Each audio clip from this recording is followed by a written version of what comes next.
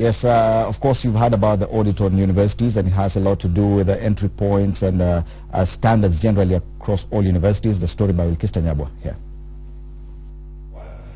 The whole idea here is the audit of the country's 70 universities highlighted several areas in which various universities had fallen short. Once again, the thorny issue of admissions and enrollment rearing its head. It emerged that universities continue to enroll students who hadn't attained the requisite university entry grade of C+ and above in the Kenya Certificate of Secondary Education. Some of these students having gone through bridging programs which are not recognized by regulations governing university education. The audit also established that some universities had awarded degrees to students who had never attended class, their school records untraceable. The Commission now recommending the cancellation of such admissions or the recalling of awards granted to such individuals. The Commission also proposes to scrap executive MBA programs and restructure school-based degree programs. Anyone wishing to enlist for a degree program is now required to meet all criteria, including the number of contact hours necessary for graduation. Of course, we cannot tolerate, and we are not going back, and we will never go back on the issue of ensuring that our universities are providing quality education. Where people have been awarded degrees that they do not deserve, it is going to be looked at on a case-by-case basis. The CUE would also find that some universities did not keep proper student records.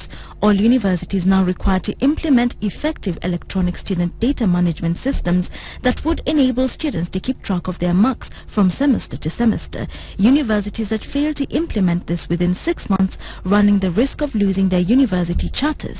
It further emerged that many universities did not have anti-plagiarism policies, allowing students to cut corners in the preparation of their dissertations.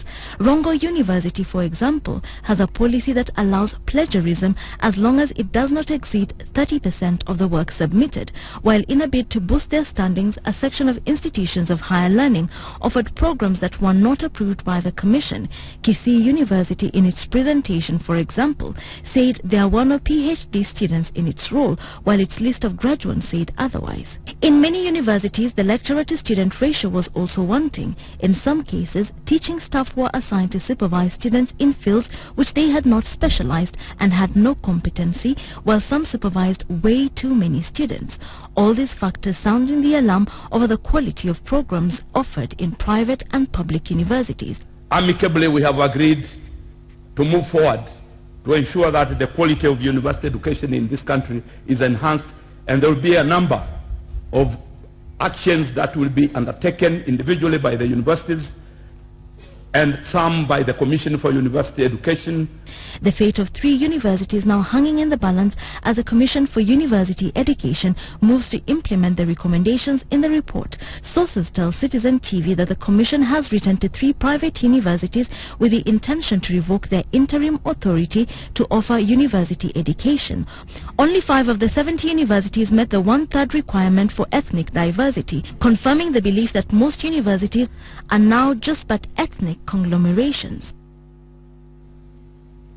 Yes, the extent of the rot in our university is alarming, and if I could read something from page 4 of the Standard, also affected are individuals who used Executive Master of Business Administration to pursue doctorate studies. Executive degree programs have been suspended, and the individuals who graduated from such programs will have their papers recalled. Yes.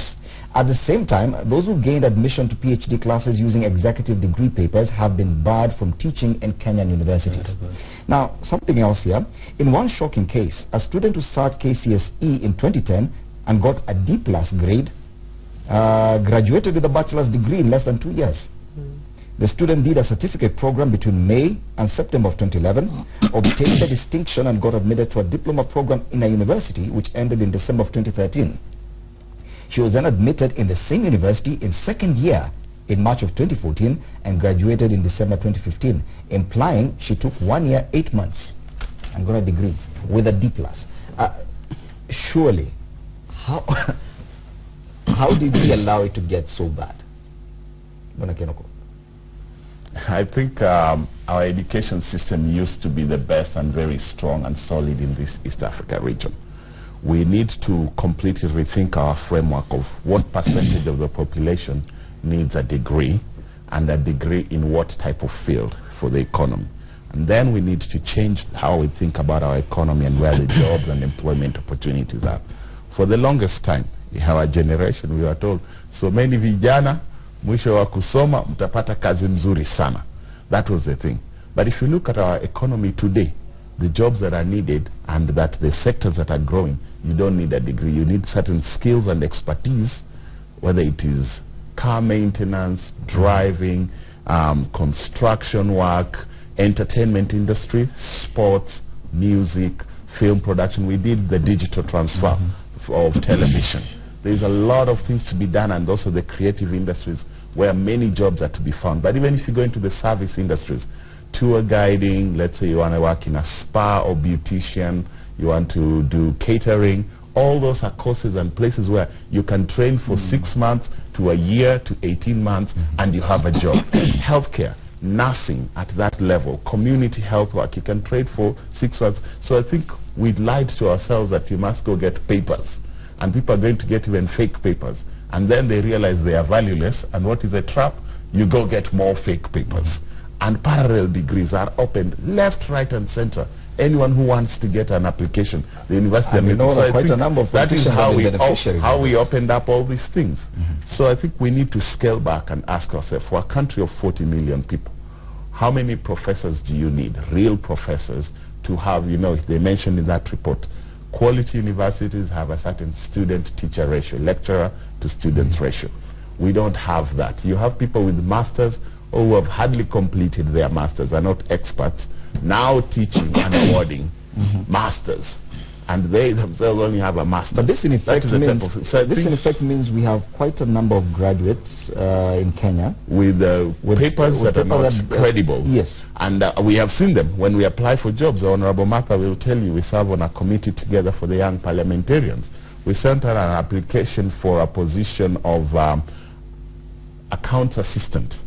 We got over 150 applications of people with MBAs, they finished CPAs, how many levels, they've got degrees, they've got 10 years working there but never steady work, and they're applying for an accounts assistant position. When you bring them in, the mistakes on their CV, someone who's been out of university for 10 years can't format a CV. You wonder how they'll work in your office there is that. It is employers are having to retrain people on the job. So to my thing, I think Kenyans, we have to be honest with ourselves and our education system and tell people this is the job that will get you an employment and even agribusiness. There's huge potential for which you don't need degree, and we can employ our young people and not cheat them. You must get a degree. Yeah, I think, you know, we let it go for too long, really, and we're in this problem because we actually let it be a free-for-all. It was let to run on its own, like nothing is happening. I agree with the Honorable, because it is not once you get an applicant for a job who cannot construct an application letter. It is really annoying when you look at the qualifications at the end of that CV and you're like, really? You cannot write an application letter? I think that tells a lot about our system. But more importantly, have you tried to look for a plumber in Nairobi? You can't. Do you know how hard it is to get a plumber? And that is a job that you actually do not even need a degree. I think we've overrated degrees. At the end of it, it is an influx of fake degrees. I know this restructuring will have collateral damage. There are people who will suffer whether they ask for it or not, or the system messed them up. Including these ones who have their papers recalled. Yeah, we need to do it so that we clean it up. I remember once I had a statement, I requested a statement on this opening of campuses in Rwanda, in South Sudan. They are not even passed by the Commission on Higher Education, and they are let to run. And if you ask that question, it is swept under the carpet, and you don't get a straight answer. Because it's a money machine. It is crazy. And a huge one. We must stop doing universities just for the money. Yes. In fact, the days when going to university was really something. You were paid to be a student. You actually were paid in the university to be a student. But more importantly, we are just churning fake graduates, let me tell you, and it won't help our cause. So I support Matiang'i on this. I know there will be collateral damage, but we must regulate what is happening in the We need to take a short break, but we also need to hear Speaker Koche and Bwana John Waluke's input on this matter, because has it become a business?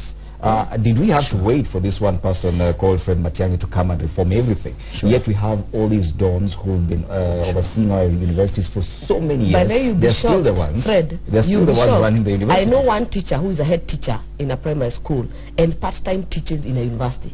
Wow.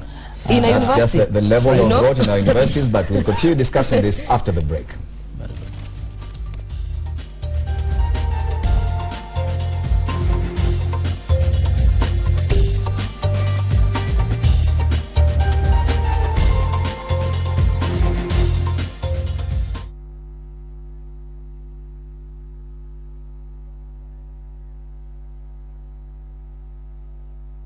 Jambo Kenya, I'm Harasha Pancheri. Watch me on Road to Destiny.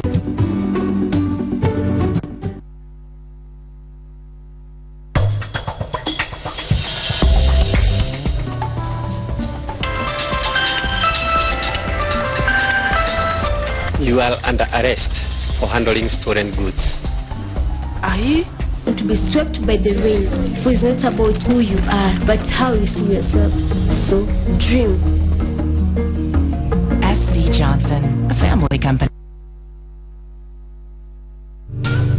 Vesicovaginal fistula is a condition caused by prolonged obstructed labor, especially in young girls who are usually in forced early marriages. Fistula is treatable and preventable. To this end, Royal Media Services, the Flying Doctor Society of Africa, and other corporate sponsors have organized a charity golf tournament this Friday on 17th February 2017 at the Karen Country Club to raise funds for surgeries for women and mothers suffering from fistula. To donate towards this initiative, you can send your donation to M-Pesa paybill number 524300, account name Fistula. There is hope for the Kenyan mother. Together, let us restore dignity to women suffering from fistula.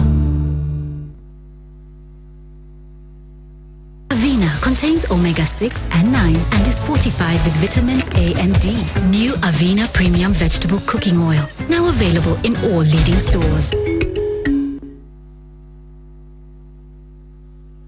Welcome to Edenville 2, a premier gated community off Kiambu Road offering 3 and 4 bedroom maisonettes from only 16.95 million shillings. Because these large modern homes feature their own private gardens and finishes, you are guaranteed to find your dream home here. Contact Has Consult and book your unit today.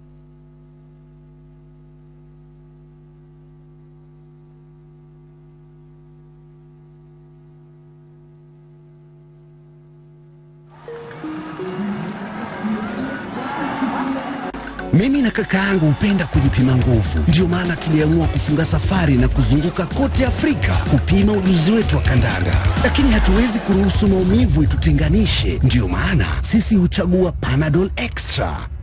Panadol hutuliza aina 5 ya maumivu, yani kuumwa na kichwa, meno, mgongo, misuli na maumivu ya hedhi. Panadol Extra.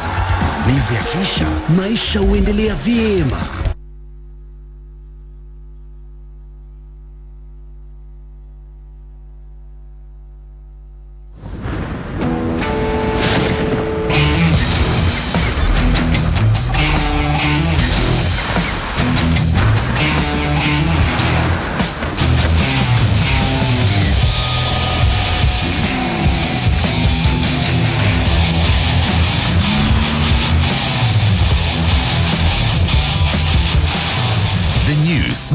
Ford Ranger XLT Double Cab, built to take on the world.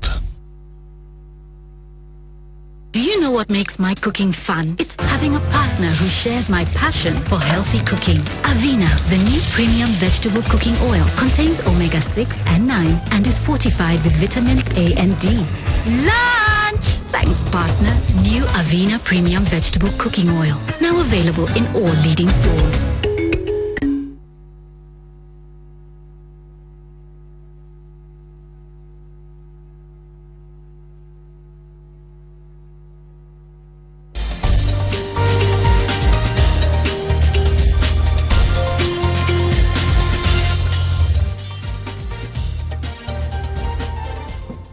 welcome back. We continue the news review right here on Citizen TV Power Breakfast. And just before the break, we were discussing the issue of the audit on public and private universities in Kenya and the depth of the rot in terms of the poor standards in our universities.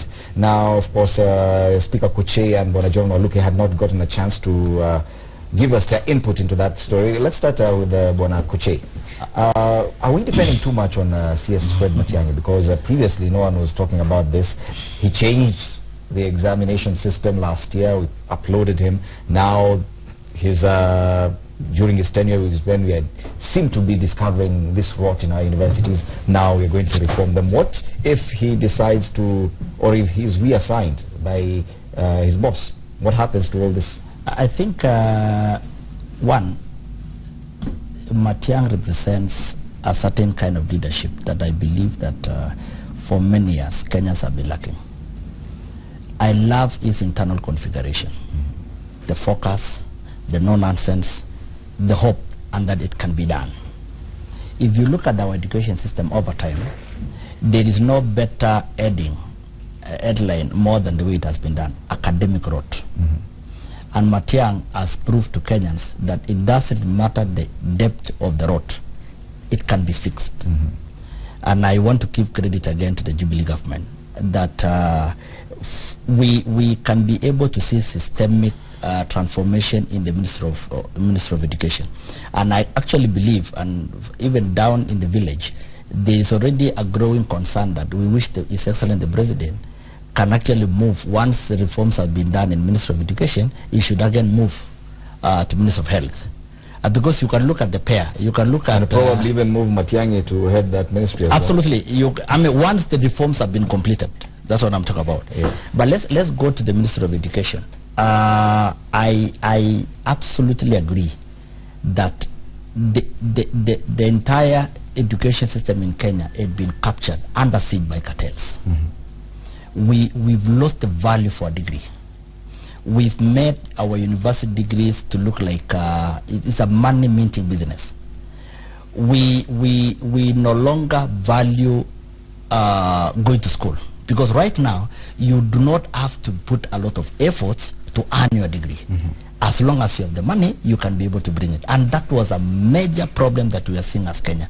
You have seen the reforms in the primary school sector. We have seen in secondary school. The same Matiang'i handled the banning of the dormitories and the schools because there was a cartel force that was trying to, to block the reform that we have seen. Now, coming back to the universities, I know for a fact that over time, many of our Kenyans, most of the degrees that we are calling PhD are fake. And I'm happy that they've actually mentioned that. We know of the people in the villages, and Senator Wangari has mentioned that some of the primary school teachers are part-time. And we know, all of us we have stories, that primary school teachers, and we are not saying that being a primary school teacher to be a part-time lecturer is bad. But again, do you deserve it in terms of the quality of work that you're going to put on board? Thirdly, is the entry level. Already the report is mentioning that there have been a lot of abuse in the cuts, and I agree. Because let me tell you, Fred, majority of our students used not to be going to classes. Yeah, absolutely. And at the end of the day, you hear somebody is graduating, but no evidence of attending class.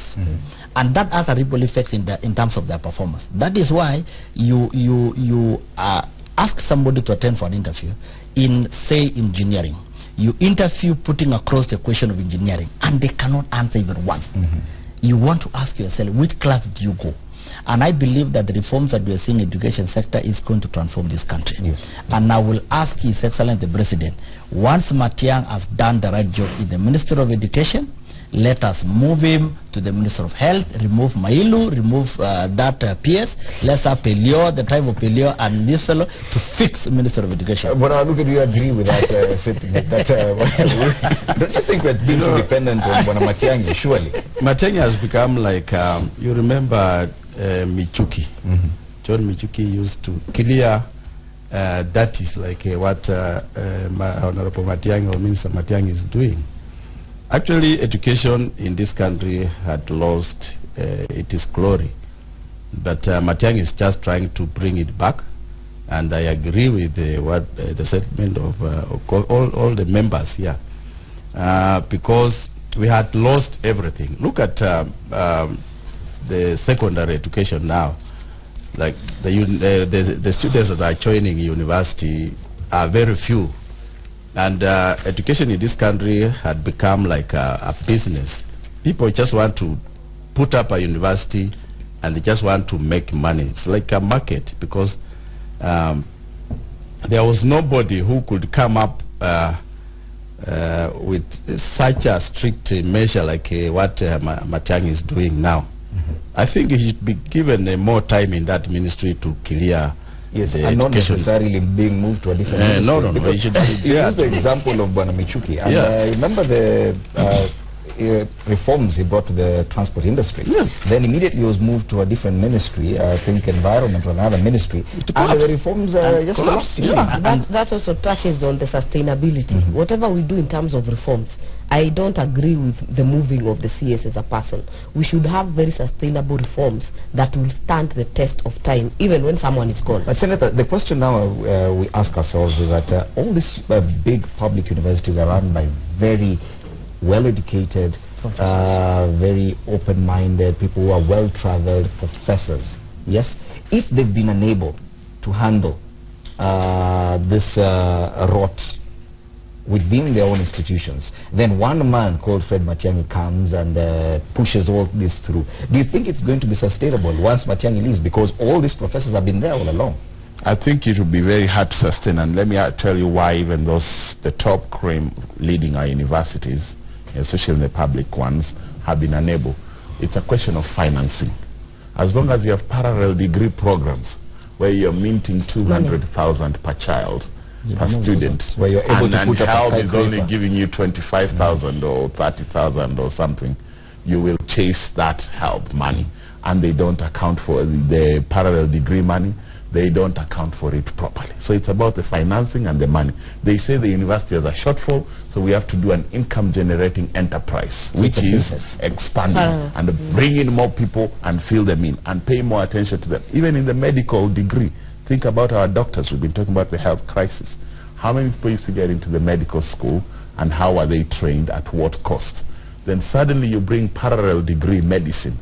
Any child who wants to go and has the money can go. Suddenly they've filled the place. The time and space to teach all of them well diminishes.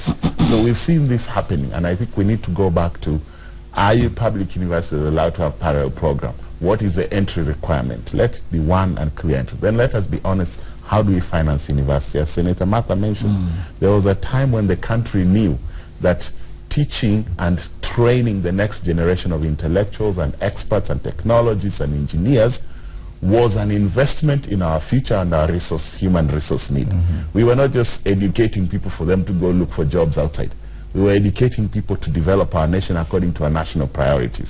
Now, and we were even willing to pay for them. Remember, there was time people used to even get a boom. You know, I think there's members of parliament who are older than I who tell me when they got the boom at the university, they could take care of themselves, and they could take care of even a little brother or a sister back in the village to finish secondary school. But because when they left, immediately the government could absorb them to do something important. This is the system, how it works. In countries like Denmark, which is a more advanced country economically, you still get financed if you're going to university. If you're going to in Austria, your cost is very little if you're qualified for the right course, and the admission and the seats available for specific courses are limited. You cannot say, or anyone who wants to come to do a Bachelor of Arts in Anthropology, come and do. When the analysis has been done and the Department of Anthropology only has 3 professors and can therefore only train 2 PhD students per year, 10 master students per year, and 100 undergraduate students, because they have 3 professors. Now, if you say anyone who wants to come, and you have 2,000 of them, suddenly you will find them paying a lot of money but receiving 0 education. There's some classes, for example, at the University of Nairobi that you have 600 students. Yes, and then there's a quality of education, including even basic requirements and standards. It's not only that we need Matiang'i there. These people who are in there know it. And we need to tell the parents and the students, before you go to pay for university education, what it means. Contact hours. How much time do you actually spend with the professor, the lecturer, not a tutorial assistant, for any undergraduate course, it's 45 hours of lecture time. How much time are you getting? Are they giving you lectures, and are you doing reading assignments and drill assignments, or are you doing multiple choice as if you're still in class 8? And are you, so there's no original thinking, and you will know our universities are failing because of the failure of creation of new knowledge. We have turned into an enterprise of minting degrees, bachelor's degrees, fake master's degrees. There's a lot of money there, but real professors with PhDs that are being trained and are doing groundbreaking research, there is nothing. I think there is nothing extraordinary that Matiang'i is doing. What Matiang'i has just done is he has gone to the shelves, pulled some of the laws, regulations and the policies, and just tell Kenyans we can be disciplined and we can do things as per the law. Nothing is ordinary, and that's what I'm talking about. That's why they say fish rots from the head. I think Matiang'i has just decided to show leadership in that ministry, and look at the KCSE results that we had the other day. That from 5,000 A's, now in this year we have 141. And Matiang'i is only saying for you to qualify to the university, you must get a minimum of C+. Simple. Yes. But previously we used to be having people of this stand finding themselves absolutely went to university, yet you have 5,000 A's. Exactly. So I think Matiang'i represents a leadership of hope. And I think that hope, that spirit of hope, has rallied the entire ministry to support you. And I think that is something that is good in leadership, that you can be able to instill discipline, focus in the people that you are leading, and that is why you can see a lot of success in the Ministry of Education. Thirdly, is the report is mentioning about tribal issues in terms of universities. We are all aware that we've had ethnicized our university, so that a university in Eldoret is considered to be majority, the staff and everybody is coming from that place, and that was catastrophic. And that is why I'm totally agree that the reforms that we are seeing is sustainable. Lastly, some of the reforms that we are seeing today, it started with the former regime, the Nusum Kate. Remember, during that time, when His Excellency the former President Kibaki and Raila Odinga, is when they changed the chancellors of universities from being a political figurehead to professionals. And that has been systemic changes up to where we are now. So we shouldn't just credit everything to Matiang'i. Exactly. Some but of that of the reforms you're seeing started before him. He just got the right driver to drive the vehicle. But I want to say this, Fred, in this country our problem is never the laws. By the way, we have no shortage of laws. In fact, we have no shortage of institutions. The Commission on Higher Education has been given the mandate in terms of regulation, in terms of how come now they are doing their work. That is the question we should be asking ourselves. How come all of a sudden, by the entry of Matiang'i, we are seeing the reports being churned out from the Commission of Higher Education? But even as leaders, I will tell you, because we politicize almost everything, because I have seen scenarios where a university has been suspended on not meeting the required criteria and standards by the Commission of Higher Education. The people who push for reopening of their local area university or college are the leaders. We are at the forefront, and we say no, you cannot close this one in Kisii because us as Kisii, we have a stake in this government. We do it ourselves. So we must be able to depoliticize the issue of control and regulation of education. It is right now, we're depending on the sustainability of these reforms in education is pegged purely on the existence of people must just do their job.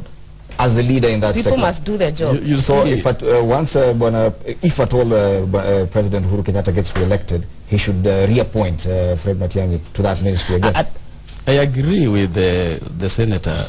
It is us politicians actually who has been advocating for this insight that when a university is closed up, the politician will run to advocate that, oh, this is a constituency, a university in my constituency. And this thing, Kenyan education used to be respected when we had fewer universities. In Eastern, Central, almost East Africa, Kenya was highly respected in terms of education. The degrees that Kenya was producing was of high class, but not of now. this thing of building, bringing up university in every constituency, in every district, is the one that's causing all this mess. Because it is chasing away the value of education. Because everyone wants to own a university in his constituency. Even myself, I was also trying to get one. So I think we need to stop this. We need to regulate. A branch from Kibabi.